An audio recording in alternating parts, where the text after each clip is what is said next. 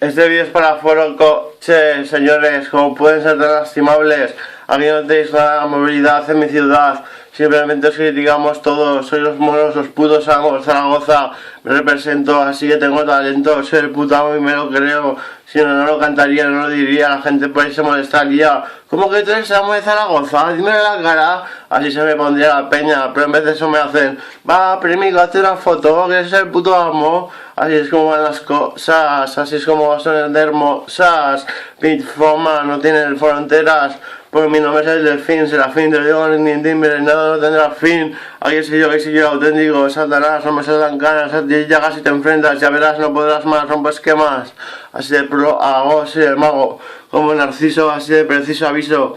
Aquí estoy yo, que soy yo el auténtico, cantándolo, rimándolo, así de guapo, dejándolo. Lo canto porque achanto cuando paso. Soy un melómano, me echo mano, no soy leptómano ni nefómano, pero soy piromano, porque en un bidón de gasolina hacia tu casa. ¿Quieres salinas o es que te sales con la adrenalina? Voy a quemar tu casa porque me arrasa y seguro que soy uno de Foro Coches. No voy a decir ninguno en particular porque entonces quemar el coche.